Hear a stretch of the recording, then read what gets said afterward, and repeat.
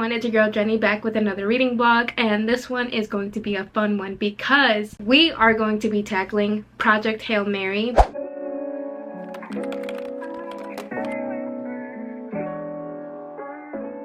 And here's the kicker. I only have 7 days to read all 476 pages because the library clock is ticking. I have put this book off and I got that notification saying that my book is due soon. In order for me to finish this book by the time I have to return it to the library, I have to read all 476 pages, which averages out to about 68 pages a day. Can we do it? I don't know. Plus, it is sci-fi, which I don't normally read, but I'm very intrigued to read this. The main reason I want to read this is because, as many of you know, the movie Project Hail Mary will be coming out in 2026. Today is day one. We are kicking it off and we will be reading or attempting to read the first 68 pages. That's this much. I think we can maybe do it. Maybe. If you want to know about this book, because I'm assuming everybody knows, Project Hail Mary is a sci-fi, and it says it is a lone astronaut, an impossible mission, and an ally he never imagined. Ryland Grace is the sole survivor on a desperate last chance mission, and if he fails, humanity and Earth itself will perish. That is everything I'm going to read about the blurb because I just want to go into this knowing that a movie's coming out and I want to read it. That's it. Let's begin. It has this really cool illustration of whatever this is. I am not scientific at all. Some of this might go over my head, but I am going to attempt to the best of my ability to understand anything scientific in this book, okay? Wish me luck. I will check in every day.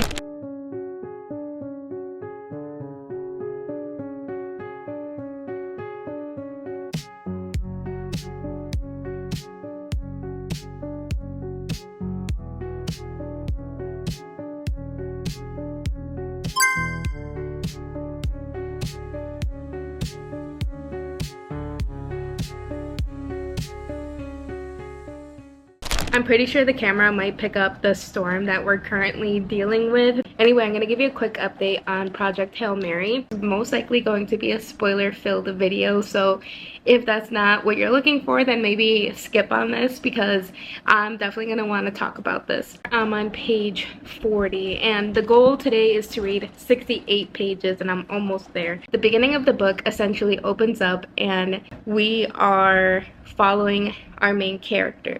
Now, in the opening, he doesn't know where he is, why he's there, how he got there, or even who he is. Like, he doesn't even know his name. He could barely speak, he could barely move, and he's in a very sterile environment. And from what he could tell, he may or may not be alone just upon waking up, but there is like a robot that's kind of helping him. But he doesn't know that right off the bat. But he's slowly coming to, and it's kind of funny. I'm already picturing Ryan Gosling, and there is a moment where he talks about a tube being up his butt.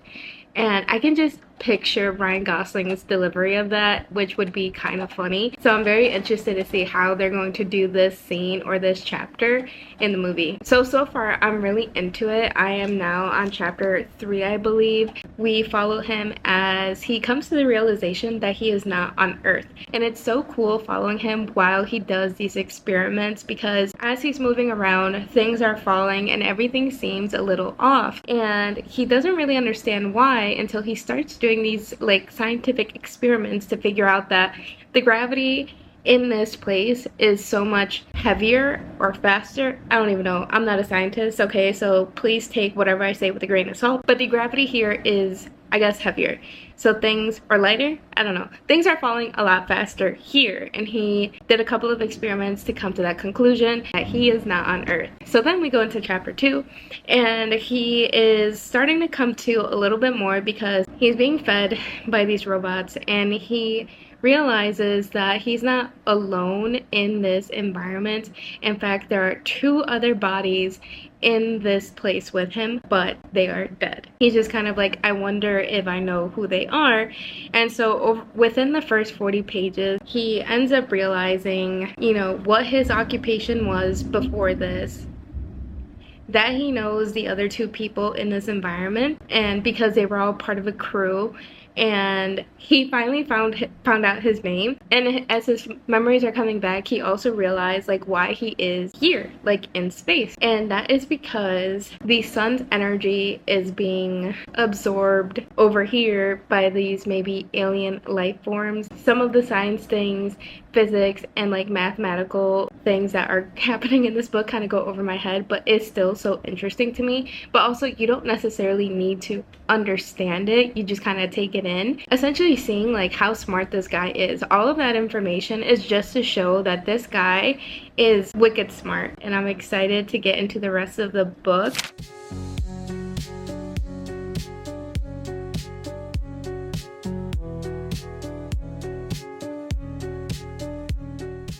This part is so funny. This is pre-space, right? They sent this robot thing out to space to collect samples, and now it has returned to Earth. And the lead of this whole project is this woman named Strat. So she went to our main character Rylan, and she's like, hey, I read a paper that you wrote way back when, and I want you to be the scientist at the forefront and kind of lead this. They now have the samples, they're still on Earth, and they're in like this base, and like everything is like a very sterile environment. There's so many quarantine protocols and everything, and Ryland is like looking around, and he's like, is this really necessary? And Strat, she's like, there's a very good chance the sample in that cylinder is an alien life form.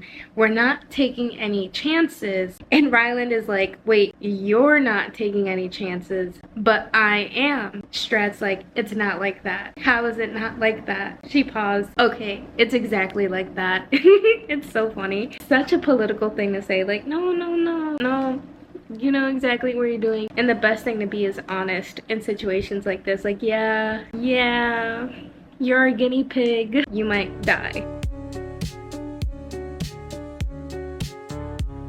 Let's clear up some of the things that I said because I had no idea what I was talking about. There is this red Petrova line that is kind of like coming from like the sun towards Venus, and it's like the thickest over Venus, and they sent this capsule to the Petrova line on Venus in order to collect these samples to figure out what is going on, because during all of their scientific research and calculations and reviewing their data, they realized that the sun's energy is decreasing, but the line is increasing in luminosity, and so they found that kind of weird. So they kind of connected the two, and they realized as the Petrova line is getting brighter, they're realizing that it's because it's basically absorbing that energy from the sun and depleting it.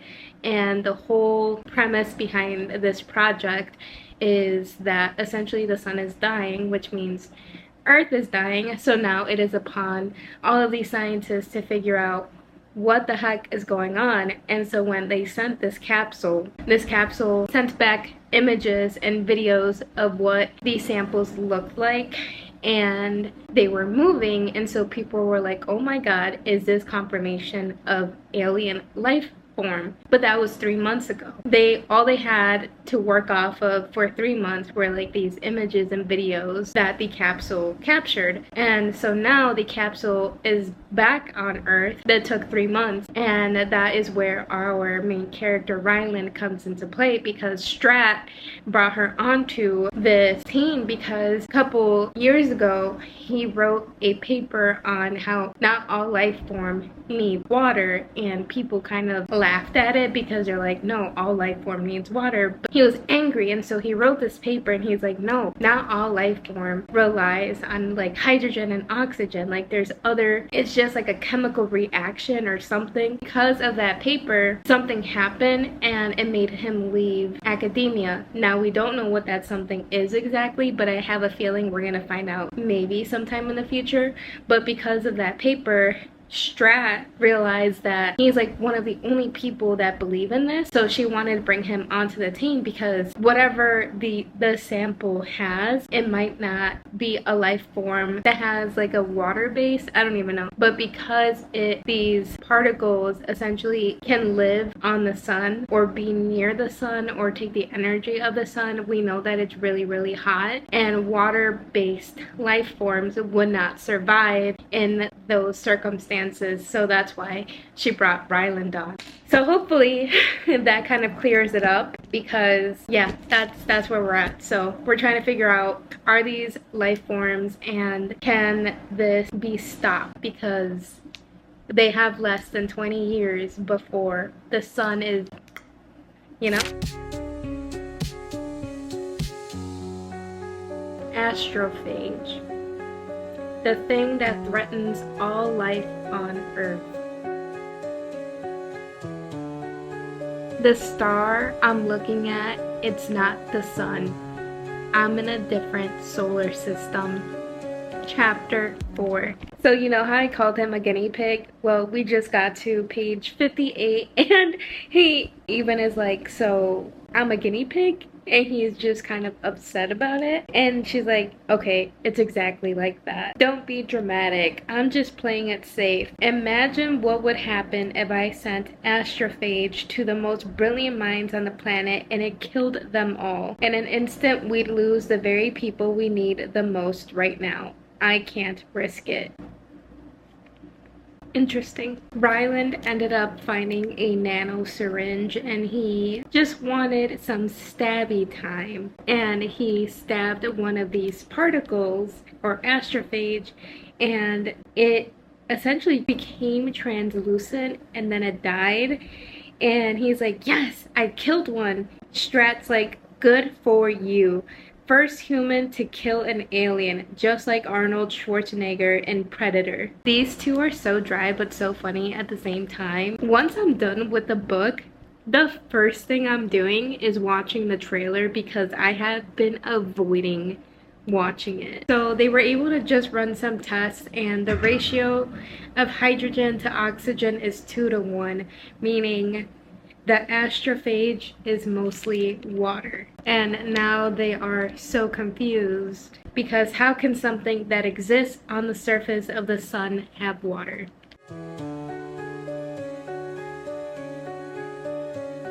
Ryland has figured out the reproductive and life cycle of these astrophages. So he just told Strat, feel like shit is about to get real. It is day 2, and yesterday I was actually able to read 100 pages, and so far I'm invested. I'm very interested to see where the story goes from here. I like the characters. There's like a funny interaction between Ryland and Strat, so I really appreciate at least having some kind of humor in there. I read 100 pages yesterday. Woo! And I have 376 pages left. The goal for today is to read at least 63 pages, so I think we can do it. We're gonna read a little bit during my lunch and then obviously after work.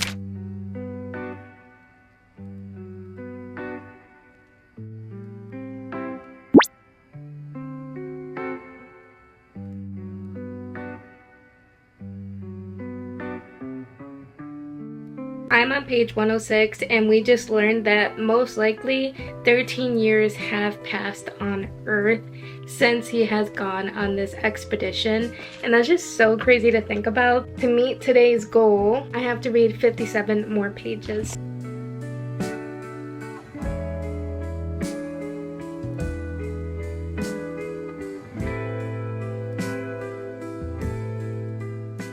Page 120. It's not an asteroid. The lines are too smooth, too straight. This object was made, fabricated, constructed. Shapes like that don't occur in nature. It's a ship. It's another ship. There's another ship in the system with me. This is an alien spacecraft made by aliens. Aliens intelligent enough to make a spacecraft. Humanity isn't alone in the universe, and I've just met our neighbors. What? Holy fucking shit. End of chapter 6. I am so invested in this. This is fun. It really is playing out like a movie in my head. Cannot wait for the movie. Obviously, there's still so much left in the story that I don't know where it's gonna go. And I wonder if he's going to live, because the whole idea is that they are sending him out to this star knowing that everyone on that ship is going to die. Essentially, it's a suicide mission, so he's also kind of dealing with that, knowing that he might die in just a few days, a few hours, who knows. But there's this much of the book left, so who knows if he'll even die.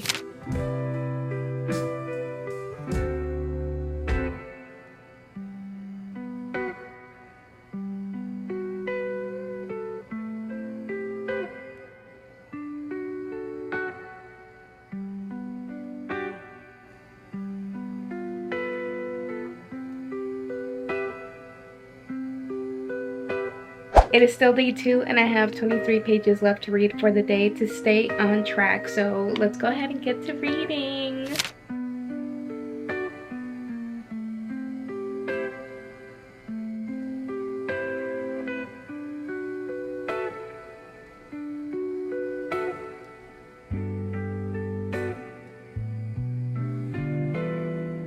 I don't know what I last told you guys, but I just finished chapter 8, and so far Dr. Grace has discovered that there is an alien ship, and he refers to that ship as Blip A because that's what it looks like on the little radar. And Blip A began communicating with Dr. Grace via like this little cylinder thing. So Blip A sent out a cylinder towards Project Hail Mary, and Dr. Grace was able to catch it. He was able to open the cylinder and realize that they are trying to communicate with him. He sent back the cylinder and he just received another one, and guess what? They want to meet.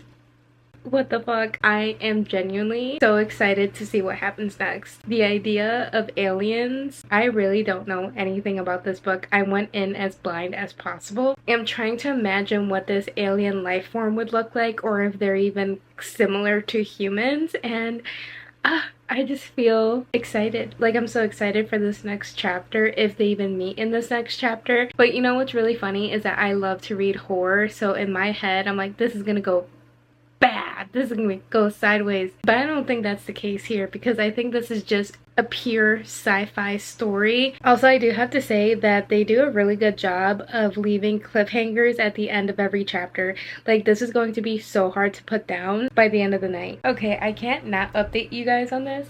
So I'm currently on page 172, so yay, I met my quota for the day. The Blip A created a tunnel to connect Blip A to Project Hail Mary. Right now, Dr. Grace is now in the tunnel, but the alien was smart enough to put a wall in the middle of the tunnel. They're just so freaking smart, but there's a part of that wall, there's like a bunch of hexagons on it with like different materials, because I feel like they're testing to see like what will fare well against like the humans, their environment, their air, things like that, because they're very different. I mean, Blip A is really hot and probably has a different kind of pressure, and then the humans, obviously, well, to us is normal, right? But one of them is clear, and Dr. Grace put his face close to it, which was a struggle because it's really, really hot. So he's like sweating. He calls it like the wall of pain or whatever because of how hot it is. And he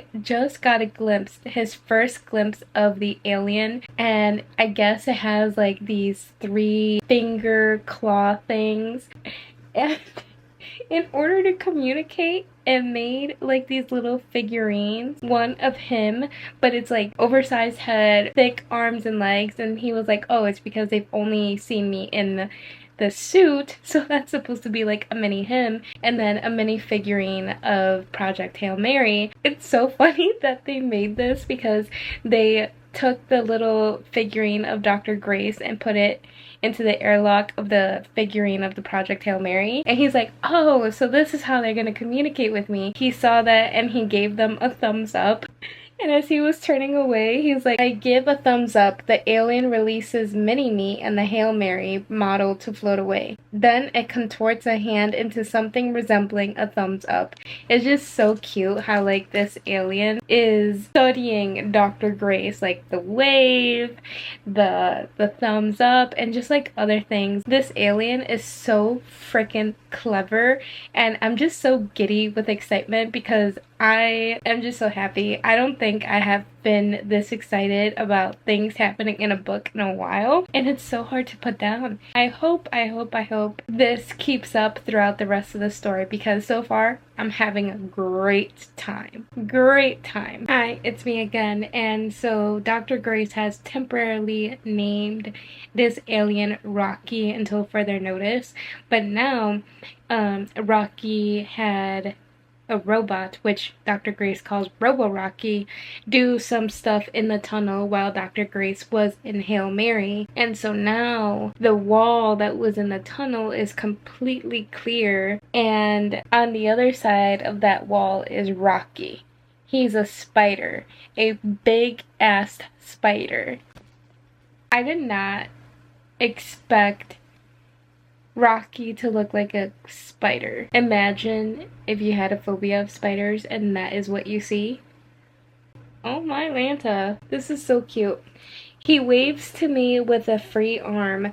He knows one human greeting, and by golly, he plans to use it. Oh, I love Rocky. But he's a little cutie. I really hope that this doesn't get scary because now I'm just hopeful and happy and excited. So Rocky really likes doing jazz hands, and I think it's really funny because Ryan Gosling is going to be playing Dr. Grace in the movie next year, and he was in La La Land, which is one of my all-time favorite movies, and he loves jazz. So it's going to be so cute watching him do the little jazz hands with Rocky, and I cannot wait to see it. Okay, that's it. That's all the updates I'm gonna give you guys tonight. See you guys tomorrow.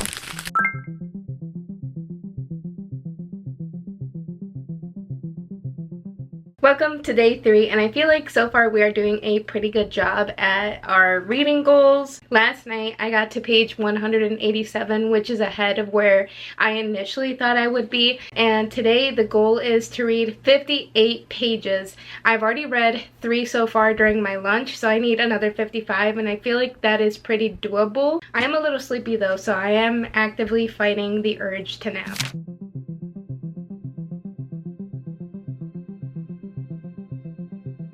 Strat is a badass. Now, I wouldn't want to work directly with her, but in like her vicinity because she is a tough cookie, okay? She just went in front of the judge and basically told them, I have immunity and I've already asked the president to pardon me for any future things that relate to this project. She is very intelligent and she really is thinking about every single scenario. Like, I would love to pick her brain.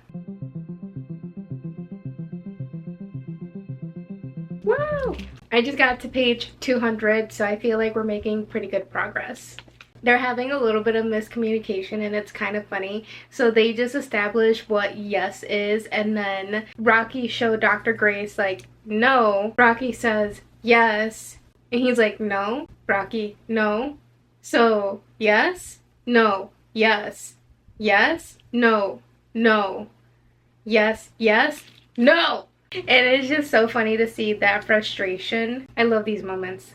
Yeah, essentially right now they are expanding their shared vocabulary. You can see why some people may not be a fan of this because it's literally reading about Dr. Grace conducting a bunch of experiments throughout like the first 200 pages. But I'm in. I genuinely find this fascinating and I wish I could just read faster, but I also want to enjoy it. Here's the first real sentence that Rocky has communicated. Astrophage on me star bad bad bad. It is confirmed that they are both here for the same reason. Rocky has really great memory, whereas Dr. Grace obviously relies on computers and creating like programs to understand Rocky in real time, whereas Rocky just pays attention and he can remember everything. And Dr. Grace is like, I think he realized early on that I can't automatically remember stuff, so he works with my system rather than trying to teach me his. And if that isn't the most American thing ever, then I don't know what to tell you. Rocky wants to watch him sleep. Taking a break and gonna go eat dinner. Hello. I'm embarrassed to say that yesterday I had such high hopes. I was going to tackle my reading goal. Again, yesterday was day 3 and the goal was to read 58 pages and I only read 19. After my last clip, I ended up taking a long nap. 12 hours. Oh my god. A 12-hour nap. I don't know what it was, but I feel like the day just suddenly hit me all at once and I knocked out. My husband did try waking me up a couple of times, but it was like a hard to know, and I kept sleeping until the next morning. But you know what? Bright side, I am well rested and I'm ready to tackle my book goal for today. Today is day 4 and the goal for today is to read 68 pages. I just got done with work, so I have nothing else to do except for read, starting on page 206. Rocky is so funny. Like, I really hope that they get Rocky right in the movie because I love Rocky. Dr. Grace is talking out loud to himself and Rocky is observing, and he's like, you talk to you? Question. He also says question at the end of every question, which is quirky, but anyway, he asked if he's talking to himself. Dr. Grace is like, yes. Rocky's like, humans are unusual. He's not wrong. Rocky wants Dr. Grace to observe him sleeping because he's been doing the same thing to Dr. Grace, but Dr. Grace wants to do something else, and Rocky's like, no, you watch, you observe. And Dr. Grace is like, you want me to observe you sleep? Yes. Want. And why, you ask? I sleep better if you observe. What? Apparently, Iridians watch one another sleep. It's a thing. Rocky's original crew consisted of 23 members, and it's just down to Rocky. And Rocky can't sleep well without someone else watching him. Oh my gosh. My Shayla. Well, you're not alone anymore, buddy. Neither of us are. My Shaylas.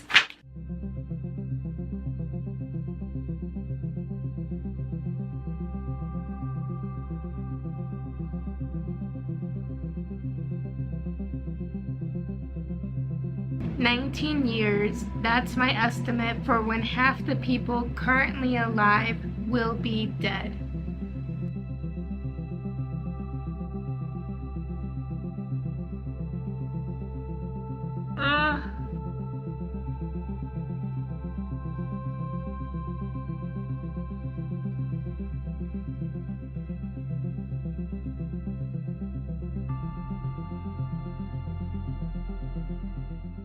Ricky and I went out to dinner and then just had a relaxing night, kind of-ish. Before we went, we were working on stuff for his podcast. I am on page 244 and the goal was to get to 264. So I'm only 20 pages away from my goal. Maybe I can hit it because the book is really good. To be honest, I am very sleepy. I'll probably update you guys in the morning. Hello and welcome to day 5. Today is Friday for me, so guess what? We're gonna have more reading time today because I purposely did not plan anything for tonight, but that could change. Yesterday, I did it. I read 58 pages. I hit my goal, except my math was wrong. And I was supposed to read 68 pages. And that's okay, because I think I did tell you guys I was supposed to read 68 pages, but for some reason, I only read 58. Whatever. All of that to say that today is day 5, and the goal for today is to read, drumroll please, 71 pages. So I'm on page 264. That'll put me at page 335. 5 and I need to read this much. I freaking love this book. I am so glad that this is a spoiler video. Last night before bed I was reading this a little bit, and guess what? I think I told you guys that this essentially is a suicide mission for Dr. Grace. They only had enough astrophage to fuel the ship to this star, and that's it. They did not have enough fuel to go back home, to have him be able to come back home. And there was even a scene between him and Strat and someone else. I forget who, sorry. Oh, the coma doctor. Yes. Dr. Lamai or something like that. He was like, who the heck would volunteer for a suicide mission? And it's just so ironic that he's on there. You know, he's on this mission. With that being said, he hasn't really been trying to think about that fact all that much because he's like, I'm only gonna make myself more depressed. Essentially had a conversation with Rocky. He was like, yay, Rocky is like, I've been here for 40 something years. Rocky has been out in space trying to figure this out for 40 something years, and it's just so sad. If I'm remembering correctly, 40 something years, but their lifespan is like 600 years. So like that's just like a blip of time, whereas humans, we don't have that kind of time. So they had that conversation and Rocky was like, oh, I have enough fuel I can give to you. Oh my gosh. And Dr. Grace was crying because he was just like, this is the first time like he's had hope to be like, I can go home. I don't know what home's gonna look like, right? Because it's already been over a decade of him being on this ship and so much has probably happened back home. But just that ounce of hope to be like, I can go home. And the fact that Rocky is willing to like give that to him. This book has made me so emotional in so many different ways. I absolutely adore Rocky. If anything happens to Rocky, I am going to be incredibly, I don't even know if sad is the right word. Like, I will go dig a hole in my backyard and just sit in it because I will be so sad if anything happens to Rocky. I honestly don't know if that will actually come true. I have a feeling that something is gonna go wrong and one, if not both of them, will not be able to go home. And I have a feeling that if it came down to it, Rocky would say, you go home, I stay. And that would also hurt very, very much. Rocky, his home, they never were exposed to radiation. In space, you're exposed to a ton of radiation, but because they were never exposed, they never knew what it was. And unfortunately, they started off with like 23 or 24 crew members and all of them died and he didn't know why, and it's because of radiation. He's like, all my friends died, I don't know why. And we know why he survived. It's because the astrophage pretty much protected him from all of the radiation since he was working at the back of the ship.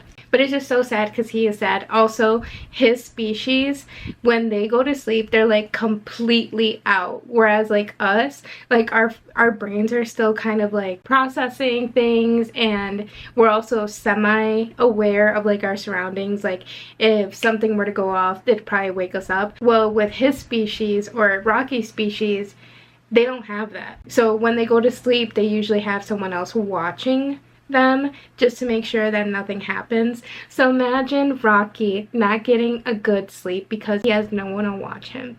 It is so sad. I am loving this, and at the end of this I will be watching the trailer. We are all done with work. It is officially the weekend. I am going to film a reading update for my TikTok and then edit that, post that, and then that's it. I'm not gonna edit anything else tonight because I really want to focus on reading.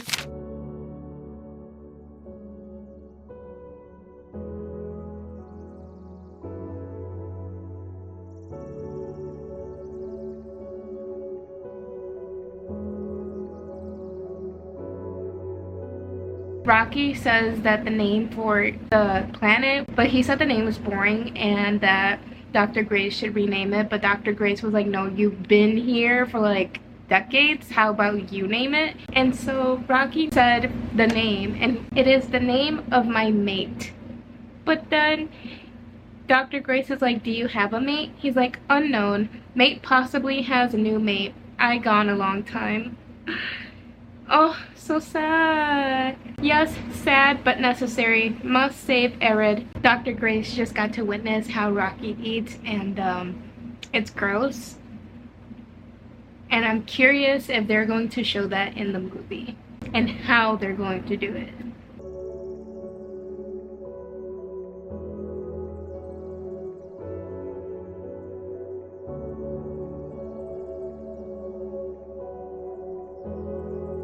We are going to do a 30-minute reading sprint.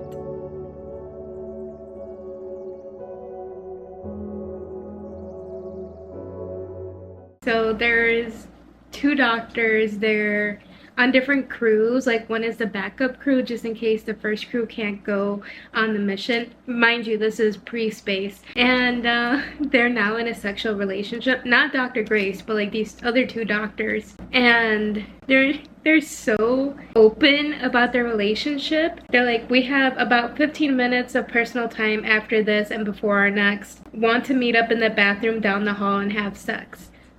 Like, just in front of Dr. Grace, and he's just like, okay. And they both understand that, like, either one could be going on this, like, suicide mission, and that they know that this relationship is going to literally quite die, and they're okay with it. They're just having fun. So, like, good for them, but, like, they're so open. It's so funny.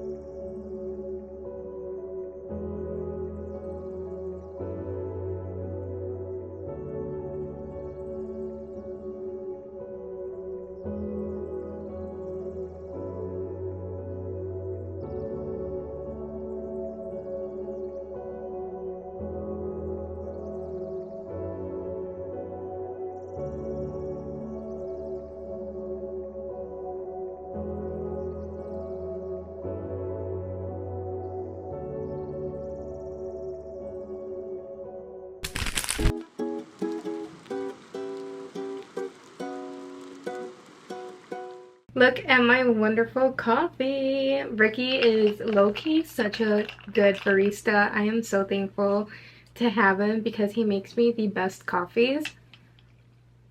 If only I could share. But for now, you can enjoy visually. Today is day 6 of reading Project Hail Mary, and today's goal was to read 67 pages, and it is 12:43 p.m. Guess what? I already read my pages. Ricky and I both woke up early, him earlier than me, but he told me to just stay in bed, and he was cleaning the house, and guess what? I got to read. So I knocked out my 67 pages, and now I only have 66 pages left till I finish the book. So I'm not sure if I'm going to finish it today because my sister is coming over and we're going to make ceviche and run some errands. Okay, so now for a quick reading. So now oh my gosh. So now for an actual reading update. Last night I did a 30-minute reading sprint, and my oh my, stuff happened and I was ready to cry. I don't think I'm going to spoil this part. Maybe I will. I don't know. It is a spoiler-filled vlog, right? So if you're watching this, it's because you're committed to being spoiled. They need Hail Mary to conduct experiments, so they can't do that if it's connected to Rocky's ship. So Rocky was like, okay, I will come onto your ship. I will create my own little area so that I can move about freely, and then I'll have he's in a little bubble to go around the rest of Hail Mary because they have such different environments, atmospheres, stuff like that. Dr. Grace can't live in Rocky's world or environment and vice versa. They ended up doing just that. One of the levels was for Rocky and the other for Dr. Grace, and then Rocky would just kind of go back and forth because he created like a little vacuum that he could be in. They get rid of the tunnel. They'll eventually hopefully come back to Rocky's ship. But anyway, they do this because they eventually find out that the astrophage has a natural predator and it's in this planet, so they need to get samples of it. So they do just that. That's their next mission, is that they are going to collect samples, but they have to get really close to the planet. Now, they were able to do that, but as they were exiting and trying to get outside of this planet's orbit, things started to go wrong very, very fast. This was really risky. At one point, everything inside Hail Mary was like bouncing around. They called it like a cosmic pinball, which was a really cool way to put it. But yeah, Dr. Grace, his life was at risk, and Rocky risked his own life to save Dr. Grace. I wanted to cry. I wanted to cry because Dr. Grace was like, holy shit, like he just did that for me. And Rocky was like, because you're my friend. Oh, I wanted to cry so bad. That was last night, so I went to bed very sad. I was very, very sad. This morning, I was reading some more. Dr. Grace was able to figure out how to get Rocky back into his part of the ship so that he could use his environment to heal, hopefully, and it was days. But thankfully, Rocky was able to heal. But it's so funny because at one point, Dr. Grace did something that he thought was to help Rocky. And Rocky was like, oh, you almost killed me. Because it's essentially what Dr. Grace did. He thought he was like taking out pollutants from the vents on Rocky. But he was actually picking Rocky's scab. So Rocky was like, if you had done that before, you would have killed me, but luckily I had healed enough that like it didn't kill me. And so he was just kind of like, oh, you tried killing me. Rocky is back, and now they are trying to figure out how to get back to Rocky's ship.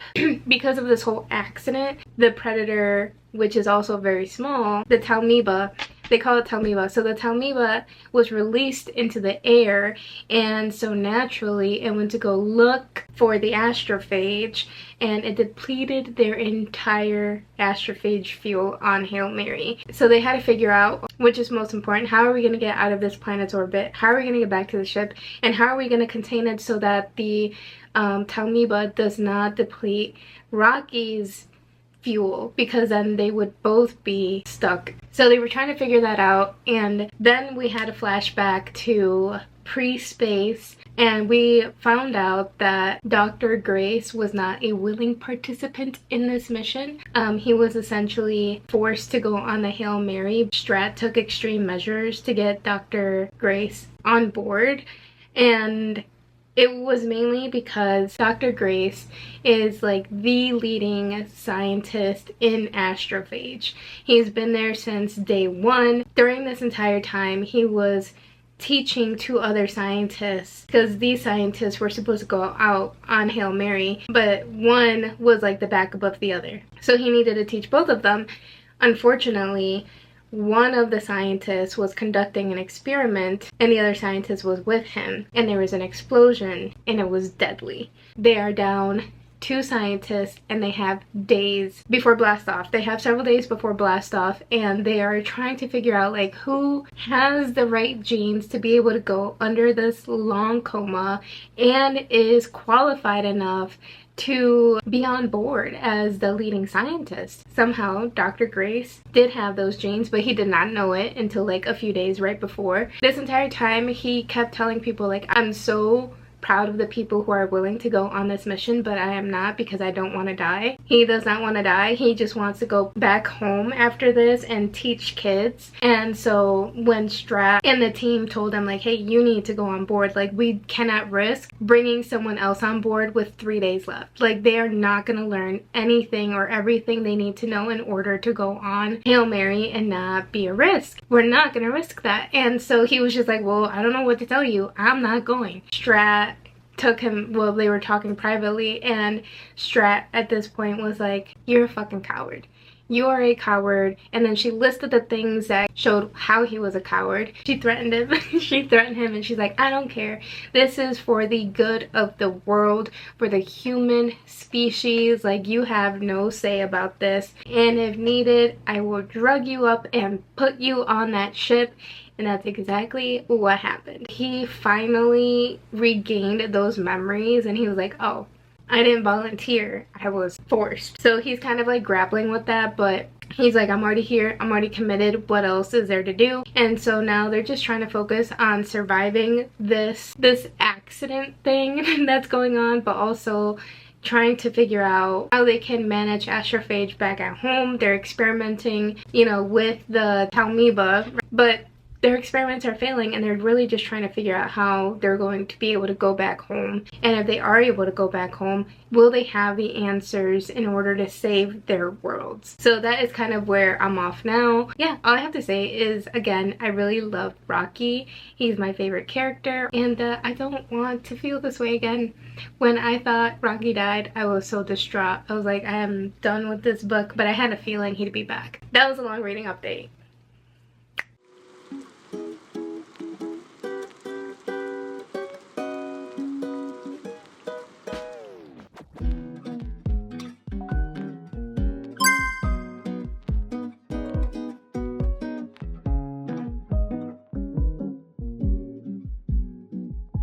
Today is day 7, aka the final day that I have Project Hail Mary in my hands, and we only have 64 pages left to read, so I definitely think we can finish it today. I think so. You think so? Yeah. 64. Right now we are on our way to actually go to Barnes & Noble, and then we're gonna have dinner. So with that being said, the drive is gonna be what, 40-ish minutes? So I'm gonna use this time to read if I don't get car sick.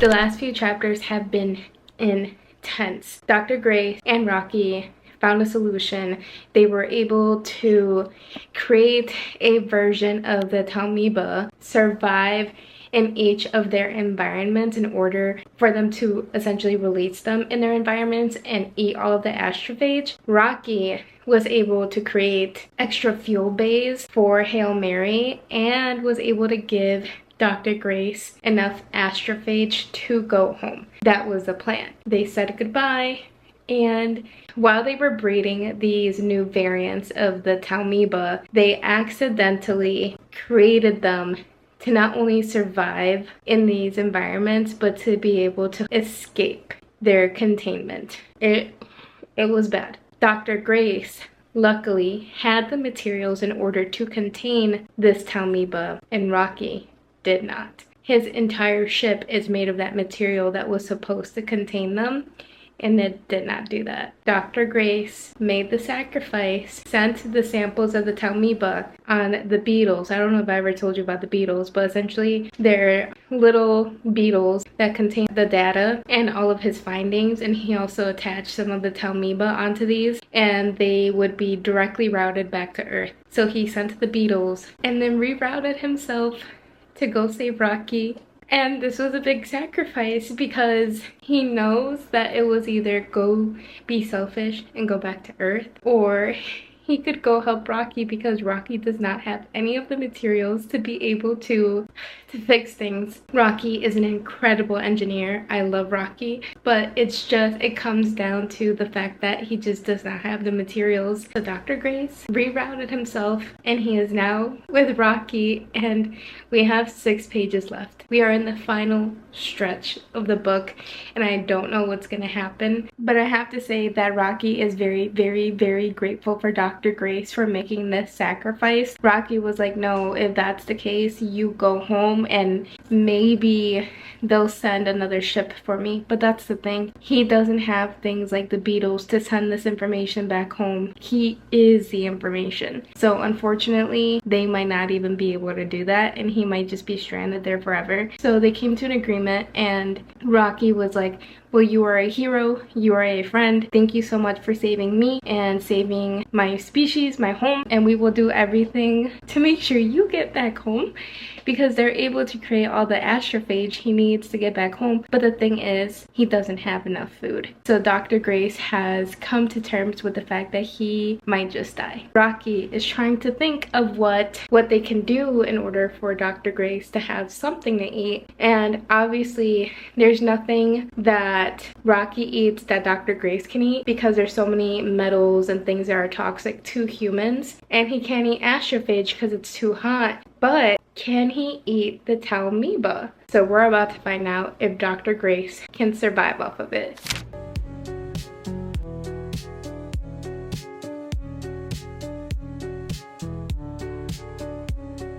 Dr. Grace is now living on Arid, and they have been doing everything they can to create food for him, and they were able to clone his muscle tissue and grow it in labs, and essentially he can finally eat meat even though it's a clone of his own. So he calls them me burgers. From what I can tell, he's been on this planet for 16 years. And he has no idea if the beetles ever made it to Earth or what Earth is like now. For all he knows, they all might be dead.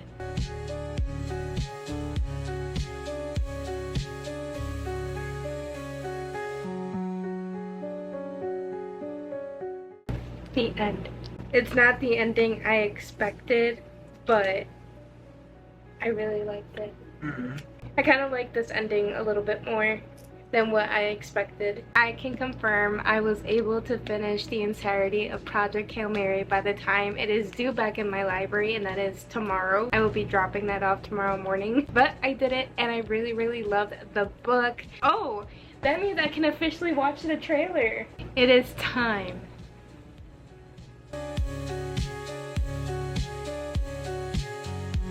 It looks interesting. I really wish we had a better glimpse of Rocky, because that's who I'm here for. It doesn't look like they're going to be fully relying on CGI, which is pretty good because I can't stand it nowadays. But so far it looks good. It looks like they actually made a Rocky versus just CGIing him. But who knows? I don't know. I'm excited. I want to see how this works out. When does it come out? March? I have to wait until March. Mind you guys, today is August 17th, 2025. I have to wait until March of 2026. It's okay. It's okay. I'm just glad. I really love the book. Thank you guys so much for watching, and I will see you guys in the next one.